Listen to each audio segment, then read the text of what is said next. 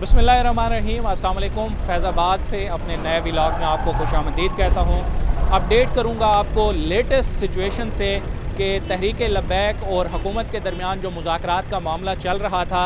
अब कहाँ पर जाकर उसको ब्रेक लगी है और क्यों ऐसी सूरत हाल क्रिएट हो गई है कि अब आप यहाँ पर देख सकते हैं कि एक बार फिर से जो कंटेनर्स मेन रोड से हटाए गए थे उनको दोबारा रोड्स पर रख कर सड़कें एक दफ़ा फिर से बंद की जा रही हैं। गुज़श्ता 3 से 4 दिन से जो भी वीडियोस मैंने की हैं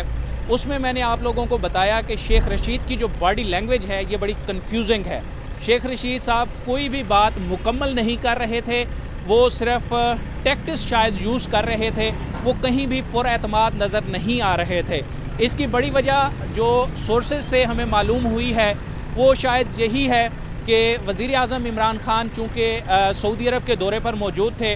और उनकी अदम मौजूदगी में मुल्क में अगर लॉ एंड आर्डर की सिचुएशन क्रिएट होती, कोई हंगामी सूरत हाल क्रिएट होती, तो ये हुकूमत के लिए एक दोहरी मुश्किल हो सकती थी। और उससे बचाव के लिए हुकूमत ने ये टैक्टिस अपनाया कि तहरीक लब्बैक से उन्होंने एक इनिशियल मुज़ाकरात किए। वज़ीर आज़म ने सऊदी अरब जाने से पहले वज़ीर मजहबी अमूर नूरुल हक कादरी और वज़ीर दाखिला शेख रशीद साहब को उन्होंने लाहौर भेजा। साथ ही साथ अली अमीन गंडापुर भी लाहौर पहुँचे, उनके लिए खसूसी तियारा जो है वो वज़ीर आला पंजाब ने भिजवाया था।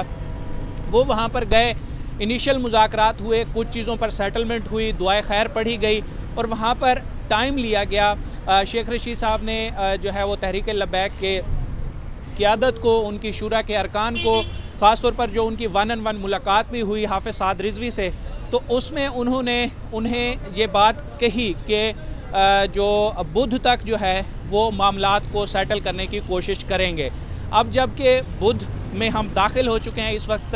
रात के तकरीबन 12:30 बज चुके हैं और तहरीक लब्बैक के मुताबिक जो उनको एक डेडलाइन दी गई थी कि तब तक उनके मुतालबात मंजूर किए जाएंगे, वो अब गुजर चुकी है। अब तहरीक लब्बैक ने अपने अगले लाहे अमल का ऐलान किया है कि वो इस्लामाबाद की तरफ कल सुबह जो है वो फजर की नमाज के बाद वो अपना मार्च शुरू कर देंगे। लेकिन एक बड़ी बैठक जो आज बनी गाला में हुई वज़ीर आज़म इमरान खान की ज़ेर सदारत, ये कोई मामूली इजलास नहीं था जो आज बनी गाला में हुआ है, क्योंकि उसमें वज़ीर आज़म के साथ साथ वहाँ पर आर्मी चीफ़ मौजूद थे, वहाँ पर DGISI मौजूद थे, वहाँ पर DGMO मौजूद थे, वहाँ पर IG पंजाब मौजूद थे, वहाँ पर वज़ीर आला पंजाब मौजूद थे, चीफ़ सेक्रेटरी मौजूद थे। एक बड़ी मीटिंग हुई है और उसमें ये चीज़ तय पाई है कि तहरीक लब्बैक को जो है तब ही उनके साथ मामलात अब आगे चल पाएंगे या चल सकेंगे कि अगर वो जो मुरीद के पर उन्होंने धरना दिया हुआ है यहाँ से वो वापस चले जाएं और फिर इनके साथ मुज़ाकरात की नशिस्तें होंगी और तब जाके जो इनकी जमात को कलअदम करार दिया गया है वो मामला देखा जाएगा। जो इनके 700 से ज़ायद जो है वो अफराद को फोर्स शेड्यूल पर डाला गया है उनके मामलात हम देखेंगे। और जो इनकी गिरफ़्तारियाँ हुई हैं, जो सरकारी ज़राए हैं, जो वज़ारत दाखिला से फ़िगर्स आ रही हैं, वो ये है कि पहले इनका नंबर जो है वो काफ़ी ज़्यादा था, हज़ारों की तादाद में कारकुनों को गिरफ़्तार किया गया था, लेकिन अब वो सिर्फ चंद 100 अफराद हैं जो कि बिहाइंड द बार हैं। उनकी रिहाई के लिए भी अब हुकूमत बात करने के लिए तैयार है, लेकिन उससे पहले शर्त क्या रखी गई है कि आप वहाँ से रोड्स को क्लियर कर दें। लेकिन जहाँ तक रोड्स को क्लियर करने की बात है, अभी कुछ देर पहले तहरीक लब्बैक की शुरा के अरकान जो इस वक्त वहाँ पर धरने में मौजूद हैं, उनकी जानिब से जो वीडियो स्टेटमेंट जारी हुआ है, उन्होंने अपने वीडियो स्टेटमेंट में ये बताया है कि हमने रोड क्लियर कर दिया है, हम रोड से एक साइड पे बैठे हैं, एक साइड पे जो है ट्रैफिक को के लिए हमने रास्ता खोल दिया है। अब हुकूमत की मर्ज़ी है कि वो आगे से जो हुकूमत ने कंटेनर्स लगाए हुए हैं, जो आगे खंदकें खोदी हुई हैं, उनको हुकूमत हटाए ताकि पब्लिक को जो है वो एक स्पेस मिल सके और ये रोड जो है वो बहाल हो सके। लेकिन रोड कैसे बहाल होगी, क्योंकि ना सिर्फ कंटेनर लगे हैं बल्कि मुतअद्दिद मकामात ऐसे भी हैं जहाँ पर रोड को खंदक खोद कर जो है वो गड्ढे, बड़े बड़े गड्ढे वहाँ पर डाल दिए गए हैं, तो उनको फिल करना भी बड़ा इम्पॉर्टेंट है। तो इसलिए मुल्क में इस वक्त सिचुएशन जो है वो आप ये देखें कि जो 21 अक्टूबर की शाम को जब तहरीक लब्बैक का मार्च वहाँ से शुरू हुआ था लाहौर से, और वहाँ पर उस पर इतनी ज़्यादा शेलिंग की गई थी, लेकिन उसके बावजूद भी तहरीक लब्बैक के कारकुनान जो है वो लाहौर से निकले और उन्होंने मुरीद के पर पड़ाव डाला था। लाहौर से निकलने से मुरीद के तक आने तक उनके जो है वो पुलिस से, वहाँ पर सिक्योरिटी एहलकारों से काफ़ी जो है वो फेस ऑफ उनका हुआ, शेलिंग भी हुई, तहरीक लब्बैक के कारकुनों की जानिब से जो है वो पथराव भी किया गया, लेकिन फिर भी वो डटे रहे और मुरीद के तक पहुँच गए। अब हुकूमत का शायद ये ख्याल था कि जितने लोग इनके साथ यहाँ तक आ गए हैं तो फर्दर इनको टैकल करना जो है वो हमारे लिए आसान हो जाएगा। ये बड़ा मजहबी मामला है। यहाँ पर शेख रशीद साहब जो है वो थोड़े हमें डिप्लोमेटिक अंदाज में भी गुफ्तगू करते हुए नज़र आते हैं। कभी वो कह रहे होते हैं कि हम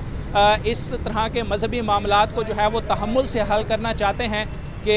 ऐसे एक जो कि हमारे ही लोग हैं उनके साथ हम ताकत का इस्तेमाल नहीं करना चाहते और ना ही रियासत को इस तरह की ताकत का इस्तेमाल करना चाहिए। और आज जो 1 पॉइंट उन्होंने अपनी एक मैसेज देने की कोशिश की है अपनी प्रेस कॉन्फ्रेंस के ज़रिए कि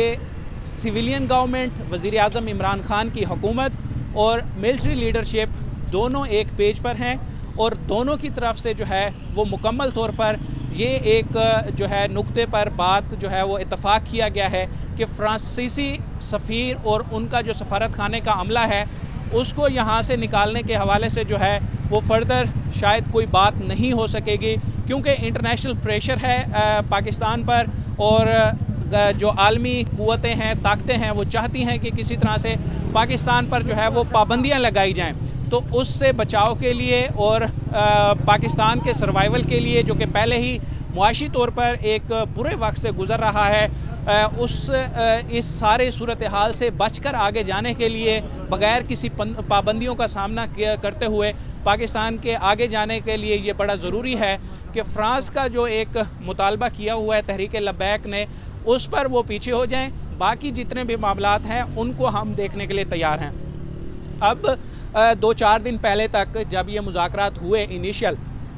तब तक मेन मामला जो आ रहा था उसमें यही था कि जो हुकूमत एक करारदाद पेश कर चुकी है पहले ही असम्बली में, उस पर हुकूमत जो है वो अपनी डिबेट कराए असम्बली में। बाकी जो है वो साद हुसैन रिजवी की रिहाई का मामला है और जो 4th शेड्यूल में नाम डाले गए हैं उनका मामला है। लेकिन हुकूमत अब इस मामले को जो है वो मुकम्मल तौर पर बंद करना चाहती है, क्योंकि तहरीक लब्बैक का ये छठा धरना है। इसकी पहले जो है वो मुस्लिम लीग नून के दौर में धरना दिया गया,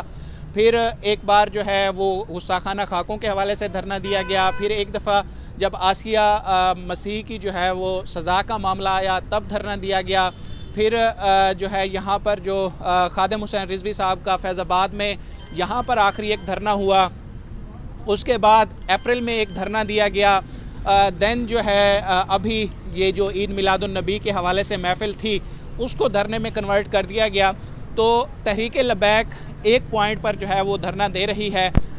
और वो फ्रांसीसी सफ़ीर के हवाले से जो मामलात हैं तो वो अब हुकूमत चाहती है कि ये वाला मामला अब बंद होना चाहिए।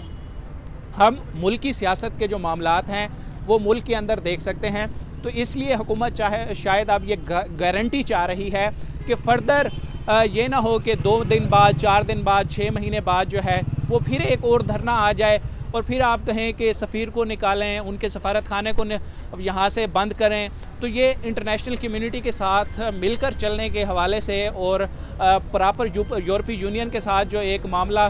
हुकूमत के रिलेशंस हैं, वहाँ पे उनके साथ हमारी तिजारत का एक बड़ा एक हमारा जो है बड़ा पोर्शन जो है वो यूरोपीय यूनियन के साथ है। वहाँ पर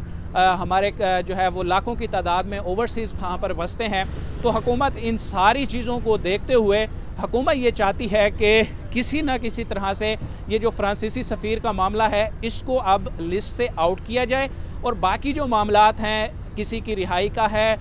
जमात को कलअदम करार देने वाला है, वहाँ पे देखें हुकूमत ने पहले ही थोड़ी सी गुंजाइश रखी हुई है कि हुकूमत ने फ़र्दर जो रेफरेंस है वो ना तो सुप्रीम कोर्ट भेजा, ना इलेक्शन कमीशन भेजा, और वो तहरीक लब्बैक जो है किसी भी ज़िमनी इंतखाब हो या कोई लोकल बॉडीज़ गवर्नमेंट के इंतखाबात हों तो तहरीक लब्बैक उसमें अपना पार्टिसिपेशन कर रही है। तो दैट्स वाई अब मामलात किस तरफ जाते हैं, पल पल की रिपोर्ट्स हम आपको दे रहे हैं और फर्दर भी आपको अपडेट करते रहेंगे। फैज़ाबाद पर इस वक्त सूरत हाल जो है वो जैसे 3 दिन पहले थी वैसे ही हो चुकी है। अब कंटेनर्स फिक्स कर दिए गए हैं यहाँ पर मरी रोड पर, तो ये आलमोस्ट जो है वो एक साइड पे डबल लेयर लगा दी गई है, दूसरी साइड पे भी लगाए जा रहे हैं।